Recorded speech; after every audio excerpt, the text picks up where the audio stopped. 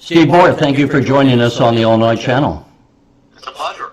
We have, let's actually begin with a quick reference to your Illinois roots, and tell us just briefly what those are. Well, I grew up in the great state of Illinois. I grew up in the Chicago area, and I always kid people that I grew up in Wrigley Field, but Cubs and Bears fan. And then, of course, for college, I went to the University of Illinois, so I'm an Illini, and have a great allegiance to the state, even though I haven't lived there for 30 years. But I must tell you, I'm extremely troubled by the left-wing direction of politics of the state, and very nervous about the massive out-migration of people year after year out of Illinois being ruined by liberal policies. Maybe sometime we can do a follow-up interview on that. There's so much to discuss, but we wanted to talk to you today about more of the national economy as we come to the end of 2019 and look forward into 2020 with what we might expect. One thing that I'd like to discuss off the top is we had often had Republicans, conservatives being critical of Barack Obama in his 8 years. He was the only president never to have even 1 year of 3% growth. Now, President Trump has cut regulations. They cut taxes in December of 17. And we've had a resurgence, but we're still not doing 3% annually. Do you think we're going to get that, or to what extent does the president, what else could he do to make the economy grow faster?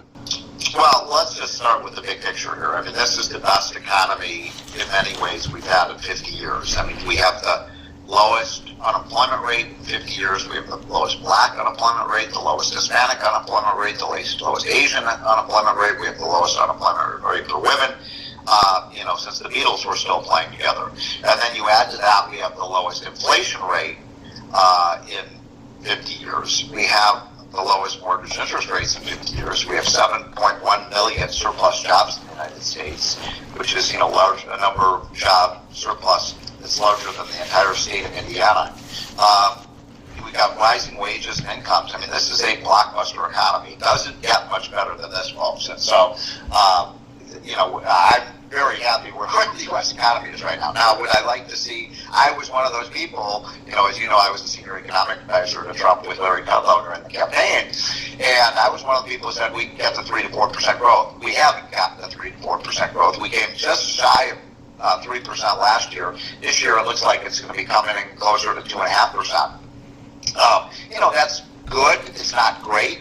But every other indicator of the economy is very strong. And by the way, one of the reasons we're not getting a 3% growth is we're literally running out of workers. We have more job openings than we have workers to fill them. And the other thing it makes me think, when we can do these things as a nation, which we've done to cut regulations, apparently the president's going to continue to cut more regulations, but we're also in a global economy. And we look at Europe and its slow growth, and it's certainly, the United States, it seems internally, can only do so much. To what extent do you consider that we're somewhat held hostage as far as growing faster by the policies of Europe or other sectors of the world economy? Well, you're right. That is one of the black clouds, and it is something that's deterring some of our growth. I mean, we have major exports to the rest of the world. And that's a big part of our economy.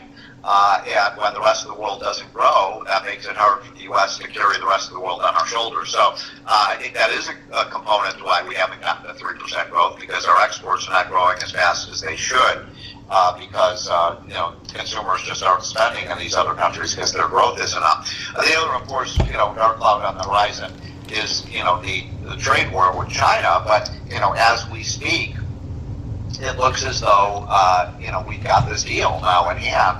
It's more of a truce than it is a deal, but that augurs very well for 2020. In fact, when I was in the White House with the president a few weeks ago, I was one of the people with Larry Kudlow and others urging him, make a deal now with China so that you go into 2020 without a trade war going on. And I think if this economy continues to stay on this course, it almost, guarantees his re-election. And so, but if you don't get a trade deal with China, then that's certainly going to hurt the economy. And as you say, as we speak, they just did what they call the first first phase, I suppose, Phase one, yeah. of the deal with China. Now, a lot of people are saying this is a wonderful thing. I think it's going to be a lot of agricultural exports to China. Now, Gordon Chang, who you may know, he wrote The Coming Collapse of China. He's somewhat of a China expert, a fellow I think is highly intelligent on these issues. He was saying he would hope the president would not do a deal with China because they never keep their deals, and because the Chinese agricultural sector collapsed, they're going to have to buy a bunch of agriculture from us anyway. I didn't know if you had any response to that observation. Well, I certainly respect Gordon, and I think he's a brilliant guy. I would respectfully disagree with him on this. I think the most important thing for our country is to make sure that we have a very strong economy in 2020 so that this very successful president who's put America first gets reelected, and God forbid, that we have a Bernie Sanders or a Elizabeth Warren or, a Joe Biden, all of whom, want to raise taxes and increase regulation and Green New Deal and all these very, very negative policies. So I just think now is a strategic time to kind of call a timeout on this, because that's what this really is. It's a timeout on the trade war. It's basically saying we're not going to escalate our tariffs, and they'll buy some more agriculture products. This is not a great deal, but it's good enough. And then Trump can use his second term to really become very aggressive, as Gordon and I both believe is necessary to get China to behave itself, because they are adopting very predatory trade practices. They're becoming increasingly dangerous in terms of their military operations. And I believe, as I think Gordon does, that we're in a new Cold War with China, and it's a dangerous situation.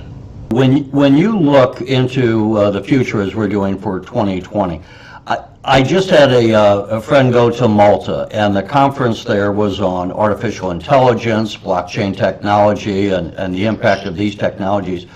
To what extent, when you and others like Larry Kudlow look at the economy, is there a danger that we use the old economic models to project forward and don't fully anticipate these new technologies and the disrupting factor that these might have? Of course, that's almost a trick question. Of course, the answer to that is yes. And I'll give you a perfect example of what you're talking about. If we were on the show together 10 years ago, and I had told you that the United States is going to go through the biggest oil and gas boom in history of this country, you would have laughed at me. Right? You would have said, that's impossible. How are we going to do that? We're supposedly running out of oil and gas. And of course, then we had the shale oil and gas revolution, and it's produced, so much oil and gas, we're now the #1 producer in the world. Nobody saw that coming. And that's exactly the kind of thing we don't know. You and I, nobody really knows what the next big thing will be in the next 5 to 10 years. And that's what makes technology and innovation so exciting. We just don't know. Who would have predicted, 15 years ago that Amazon would become one of the biggest companies in the world that, has totally changed the way we shop and buy things and deliver things. So it is very exciting, this technological revolution. And I don't know, do you know what the next big thing is? Because I'm not so sure. We know driverless cars are coming. We know robotics is coming. But right. It may be something we're not even anticipating. Let's just say we know you can't keep you too long here. When you talk to the president, I'm going to presume, perhaps I shouldn't, but all indications would be that the president would be reelected. When he's asked about this, the massive debt that we had, I think it was 19 trillion when Obama left office. It's about 21 trillion or so now.